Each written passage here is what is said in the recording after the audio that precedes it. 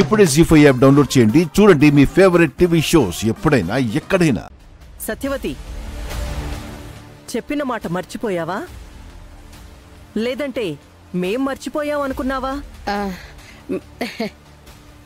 దేని గురించి మాట్లాడుతున్నారండి? అమాయకురాల్లా మాట్లాడుకు. మొన్న ముహూర్తాలు పెట్టించిన రోజున నీ భర్త రాలేదు అంటే ఏం చెప్పావు? మా నాన్నగారు ప్రైవేట్ కంపెనీలో ఉద్యోగం చేస్తారు. ఆఫీస్ పని మీద అర్జెంటుగా బయటికి వెళ్లాల్సి వచ్చింది. అందుకే ఈ కార్యక్రమానికి రాలేకపోయారు. రేపు రాత్రికి వస్తారు. నిశ్చితార్థానికి మేమే ఆయన్ని వెంట పెట్టుకుని వస్తాం. నిశ్చితార్థానికి ఖచ్చితంగా తీసుకొస్తానని చెప్పావా లేదా?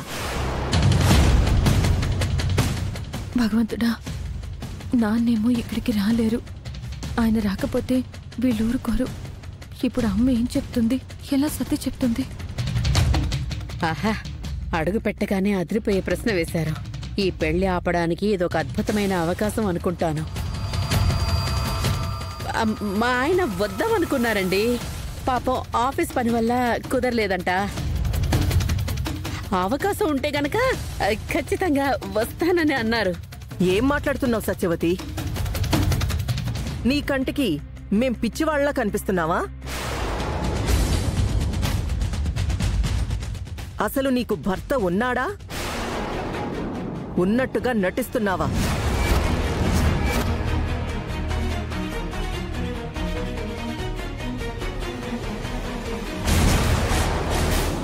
ఆ అవసరం నాకేంటి?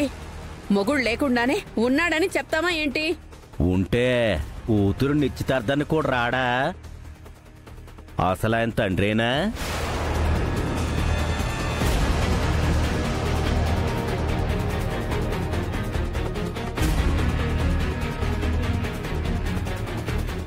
లీలాకృష్ణ గారు, మాటలు కాస్త మర్యాదగా మాట్లాడండి.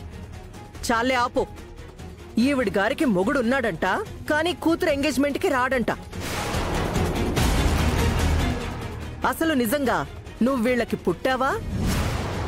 లేదంటే ఎక్కడైనా దొరికితే తెచ్చి పెంచుకున్నారా?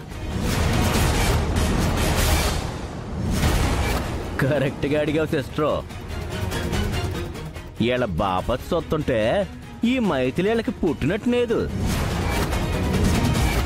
యాడ్ నుంచి తెచ్చి పెంచుకున్నట్టుంది. అవునయ్యా, మా అల్లుడి గారికి ఈ మైథిలి పసిబిడ్డగా ఉన్నప్పుడు రోడ్డు మీద దొరికింది. తెచ్చి పెంచుకున్నారు. ఇప్పుడేంటి?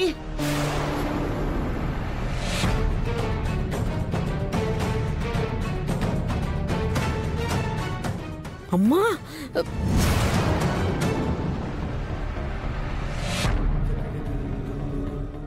అమ్మమ్మా, ఎందుకు ఇలా మాట్లాడుతున్నావు? నేను నిజమే మాట్లాడుతున్నానే. నిన్ను కన్నవాళ్ళు నాడి రోడ్డు మీద వదిలి వెళ్ళిపోతే మీ నాన్న తెచ్చుకొని పెంచుకున్నాడు.